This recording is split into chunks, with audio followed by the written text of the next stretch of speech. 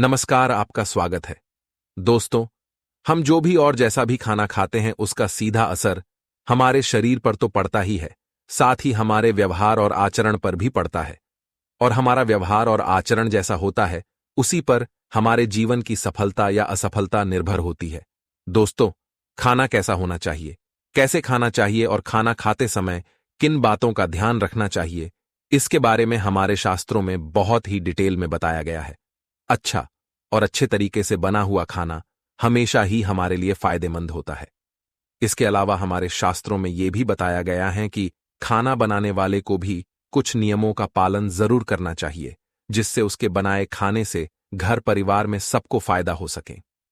खासकर यदि घर की महिलाएं उन सभी नियमों को ध्यान में रखते हुए खाना बनाएं, तो उस घर में हमेशा सुख शांति और समृद्धि बनी रहती है और घर के लोग मुसीबतों से दूर रहते हैं। उन सभी नियमों में सबसे बड़ा नियम यह है कि घर की महिलाओं को खाना हमेशा सुबह जल्दी उठकर बना लेना चाहिए। आप सोचेंगे ऐसा क्यों?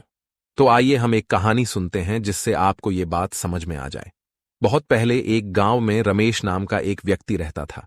रमेश बहुत ही होशियार और हुनरमंद कुम्भकार था, जो कि मिट्टी से ऐसे ऐसे सुंदर सुंदर बर्तन, खिलौने और अन्य चीजें बनाता था कि लोग देखकर हैरान रह जाते थे। उसकी बनाई हुई चीजों को खरीदने के लिए लोग दूर दूर से आते थे। इस प्रकार अपनी कला से वो अच्छा खासा पैसा कमा लेता था। उसने अपने लिए एक बड़ा सा घर और अन्य सुख सुविधा की वस्तुएं भी जुटा ली थीं। लेकिन दुर्भाग्य से अपने माता पिता की मृत्यु के बाद रमेश अपने बड़े से घर में अकेले ही जीवन यापन करता था। उसकी बुआ से उसका ये अकेलापन देखा नहीं गया और उन्होंने अपने रिश्ते की एक सुंदर सी लड़की शांति से उसकी शादी करा दी। शांति सुंदर तो थी, लेकिन बहुत ही आलसी थी। किसी भी काम में उसका मन नहीं लगता था। उसे नींद बहुत प्यारी थी, जबकि रमेश को भोर में उठकर नित्य कर्म निपटाकर अपना काम शुरू करने की आदत थी। शांति सुबह देर से उठती थी और थोड़े बहुत काम किए नहीं कि फिर से सो जाती थी। आलस की मारी वो शाम तक सोई ही रहती थी और फिर जैसे तैसे आलस करते हुए ही खाना बनाती थी। घर में ना तो पहले की तरह साफ सफाई थी और ना ही रमेश को समय पर अच्छा खाना मिलता था। घर में कोई बड़ा भी नहीं था जो शांति को डांटता समझाता। शादी के कुछ महीनों तक तो रमेश ने सब बर्दाश्त कर लिया, लेकिन अब उसे लगने लगा था कि इससे तो वो कुंवारा ही ठीक था। कम से कम समय पर काम पर चला जाता था, घर में सफाई रखता था और अपने हाथों से समय पर खाना बनाकर खा भी लेता था। यहां तो दोपहर होने तक खाना बनने का नाम ही नहीं होता था। अब उसे शांति के व्यवहार और आदतों से चिढ़ होने लगी थी, लेकिन जैसे तैसे निभाना तो था ही, सो चुपचाप निभा रहा था। शांति को उसने प्यार से, डांट से, हर तरीके से समझाने की कोशिश की, लेकिन शांति थी कि सुधरने का नाम ही नहीं लेती थी। धीरे धीरे रमेश के बर्दाश्त की सीमा खत्म हो रही थी और वो गुस्से में रहने लगा था। समय पर खाना न मिलने पर उसे अक्सर काम पर जाने में देरी हो जाती थी। कई बार तो वो भूखा ही चला जाता था। फिर दिन भर भूख के कारण वो चिड़चिड़ाता रहता था। इन सभी बातों का बुरा असर उसके काम पर पड़ रहा था। उससे पहले की तरह काम नहीं हो रहा था। आमदनी कम होते होते इतनी कम हो गई कि उसका मुश्किल से गुजारा हो रहा था। पैसों की कमी के चलते अब शांति और रमेश के रोज झगड़े होते थे, जिससे दोनों ही परेशान हो गए थे। रमेश की बुआ को किसी ने इस बात की खबर दी तो वो अपने भतीजे गृहस्थी को देखने आई।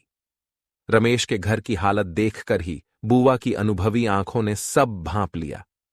बुआ के सामने रमेश और शांति बहुत शर्मिंदा हो गए, क्योंकि पैसों की कमी से वे उनकी ढंग से आवभगत भी नहीं कर पा रहे थे। अकेले में शांति ने बुआ से रमेश की शिकायत कर दी कि वो उसका ध्यान नहीं रखता है और लड़ता है सो अलग। बुआ ने शांति की बात को ध्यान से सुना, हालांकि वो जानती थी कि गलती किसकी है। उन्होंने शांति को सही राह दिखाने की सोच ली। दूसरे दिन बुआ ने आराम से सो रही शांति को भोर में ही जगाया और उसे घर की साफ सफाई करने के लिए कहा। बुआ की डांट के डर से शांति बेमन से उठी और काम पर लग गई। बुआ ने भी शांति की मदद की, जिससे घर चमचमा उठा। अब बुआ ने शांति को जल्दी से नहा धोकर तैयार होने के लिए कहा। शांति उनकी इस बात को भी मना नहीं कर पाई और जल्दी से नहाकर आ गई। अब बुआ ने उसे भोग बनाकर भगवान की पूजा करने के लिए कहा। शांति ने ऐसा ही किया। चमचमाते हुए घर में भोग और धूप दीप की सुगंध फैल गई तो अपने आप ही घर का वातावरण प्रसन्न हो गया।